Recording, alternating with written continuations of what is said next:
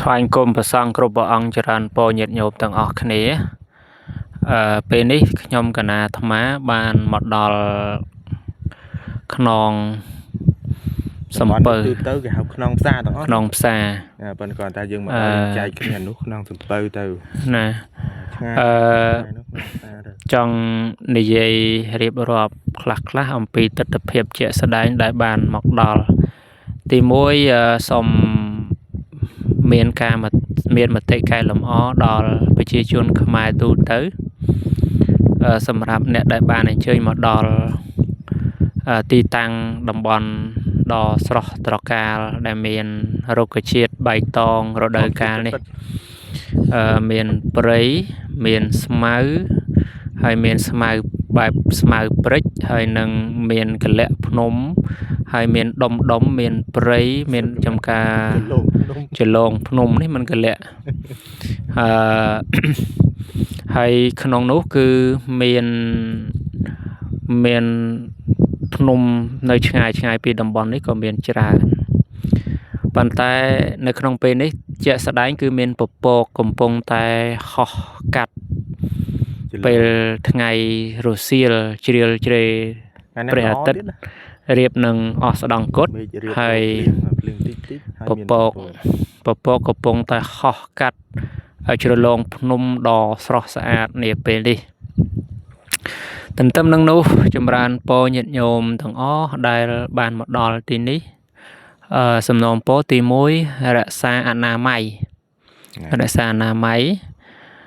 យគ្រប់យ៉ាងទាំងទឹកប្រើប្រាស់ជាក់ស្ដែងបានឃើញកន្លែងដែលធ្លាប់ប្រើប្រាស់កន្លែងចលងអូហ្នឹងគឺមានការបោះសម្រាមសាប៊ូហើយនឹងកញ្ចប់មានរបស់របរញាតិញោមស្រីហ្នឹងចោលតែផ្ដេសតែផ្ដាស់មើលទៅវាអាក្រក់មើល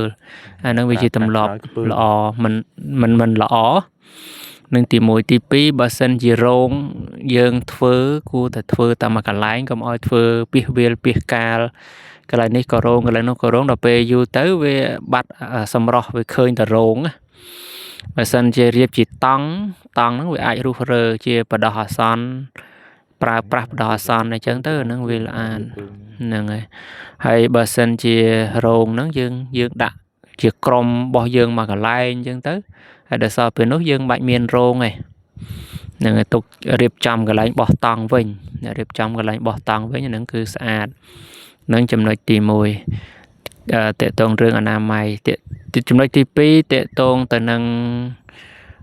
គ្រឿងឧបភោគបរិភោគរបស់យើងពេលខ្លះយើង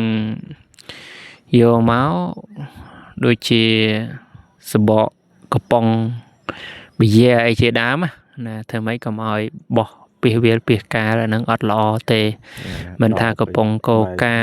ណាសបកដបអីហ្នឹងបើសិនជាអាចគួរតែរក្សាទុកដាក់ឲ្យល្អបាទហើយចំណុចមួយទៀតនៅក្នុងការធ្វើដំណើរមកបើសិនជាអាចអានេះมันលក្ខណៈថាហាមឃាត់ទេបើសិនជាអាចគួរតែគិតក្រែងអំពីអ្នកដតីផ្សេងទៀតដែលគេអត់ត្រូវការសំឡេងដូរតន្ត្រីកដាលព្រៃគេត្រូវការសំឡេងស្ងប់ស្ងាត់បើសិនជាយើងត្រូវការដាក់ជាសំឡេងដូរតន្ត្រីផ្សេងអីគឺយើងចាក់ត្រឹមតែងុំតែគ្នាយើងប្រហែលអ្នកហ្នឹងក៏ជាការល្អជៀសវាងការរំខានដល់អ្នកផ្សេងដែលត្រូវការស្ងប់ស្ងាត់ត្រូវការសំឡេងធម្មជាតិអាហ្នឹងចំណុចមួយទៀតបើសិនជាអាចគួរតែគ្រប់គ្នាគិតដល់ក្រែងចិត្តអ្នកដតីក៏ជារឿងមួយល្អដែរពីព្រោះយើងអត់ដឹងថាអ្នកណាត្រូវការអីខ្លះទេបងអញ្ចឹងបើសិនជាអាចគួរតែឬក៏ត្រូវតែ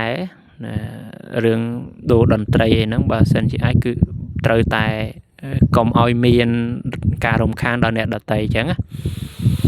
ហ្នឹងហើយមួយទៀតក្នុងការធ្វើដំណើរតាមផ្លូវឡើងចុះហ្នឹងសម្រាមដូចជាពាក្យខាងដើមដែរសម្រាមតាមផ្លូវហ្នឹងក៏គួរតែកុំឲ្យមានហ្នឹងហើយសហគមន៍ក៏ពួកគាត់ព្យាយាមអនាម័យមានធុងមានអីយើងដាក់ចូលក្នុងធុងទៅសម្រាមមិនថាតូចមិនថាធំមិនថាសម្បកកំប៉ុងមិនថាថង់ផ្លាស្ទិកទេបើសិនជាអាចគឺថាធ្វើម៉េចរក្សាបរិស្ថានរបស់យើងឲ្យបានស្អាតបាទ ហើយមួយទៀតចង់ប្រាប់ថា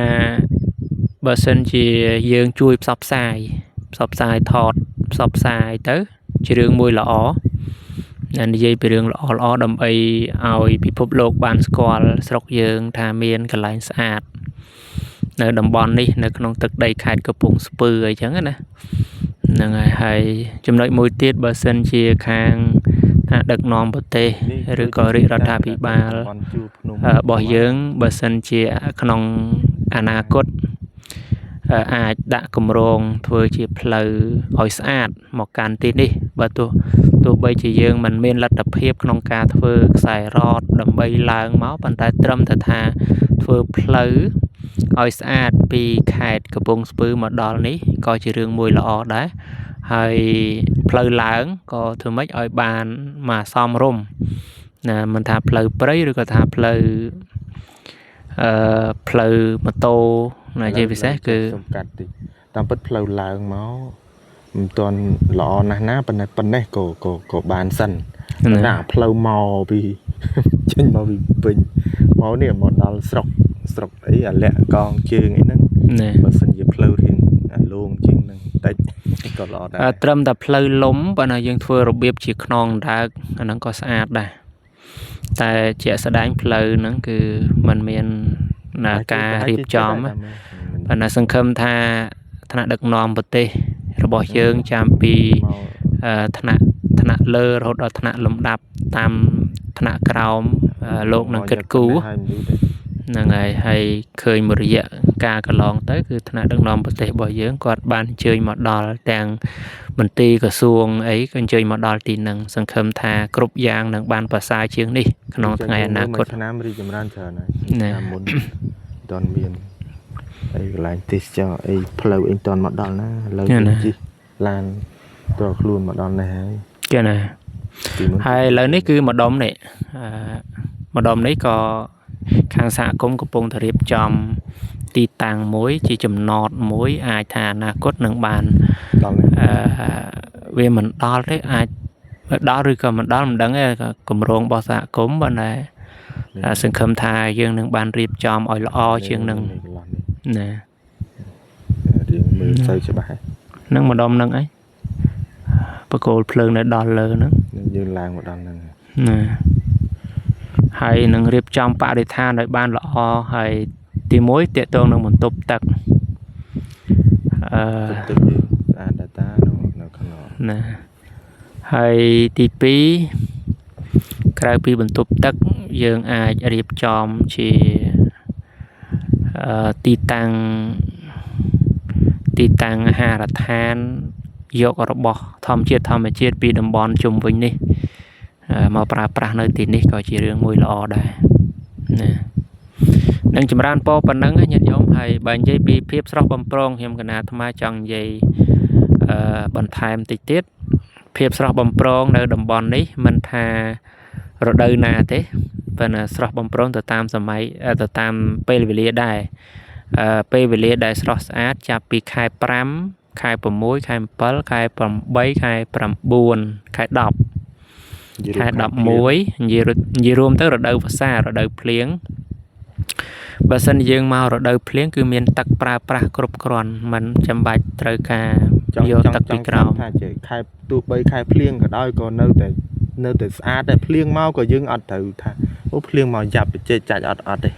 តាមពិតគាត់ថាផ្លូវឡើងវាយ៉ាប់ប៉ុន្តែមានទឹកមានអីប្រើប្រាស់ហើយមិនមានភ្លៀងអញ្ចឹងទៀតមានពពកធ្លាក់ហើយត្រជាក់ស្រួលទៀតនៅញាតិញោមឃើញពពកហើយអាត្មាស៊ុំតិចនេះពពកនេះហ្នឹងពពកឃើញស្អាតវាមានក្រាស់ឥឡូវកំពុងតែហោះមិនទាន់អស់ទេមកសន្ទុះទៀតអាចអស់ពពកហ្នឹង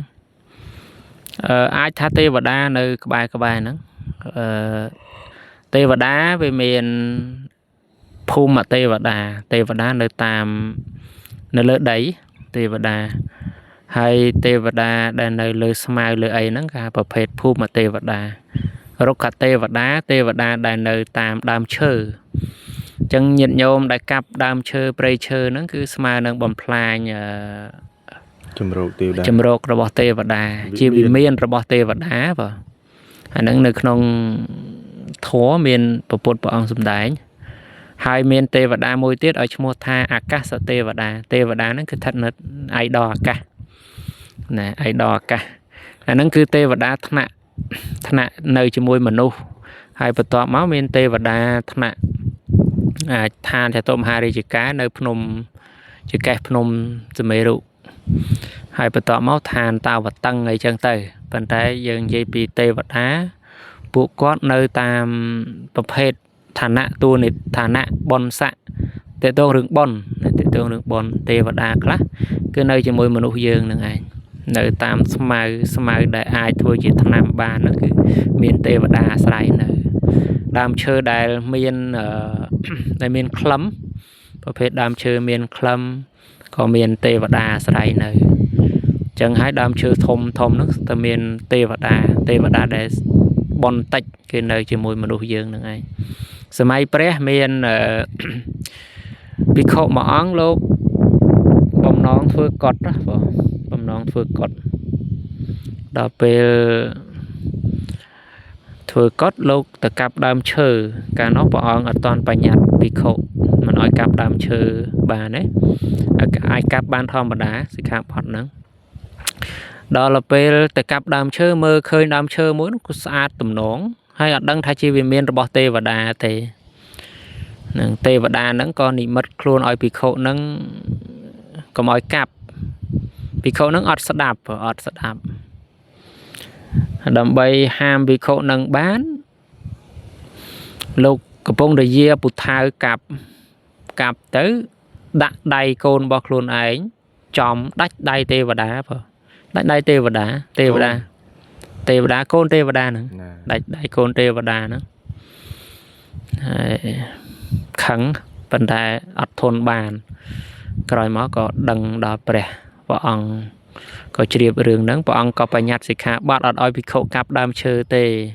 ភិក្ខុណាកាប់ដើមឈើគឺត្រូវអាបត្តិបាចិត្តយៈអញ្ចឹងណាញោមជំរះស្មៅក្តីកាប់ដើមឈើក្តីទាំងអស់ហ្នឹងគឺថាត្រូវអាបត្តិត្រូវទោសបាចិត្តយៈអញ្ចឹងភិក្ខុអត់អាចកាប់ដើមឈើបានទេណាជំរះស្មៅកាប់ដីហ្នឹងសុទ្ធតែអត់គួរទេអាហ្នឹងក្នុងវិន័យណានឹងចម្រើនពរប៉ុណ្ណឹងញាតិញោមមិនញាតិញោមមានពេលហើយអាចអញ្ជើញមកម្ដងមួយកាលមួយរដូវកាលមួយឆ្នាំមកម្ដងក៏បានដែរបងអរគុណច្រើនពរលា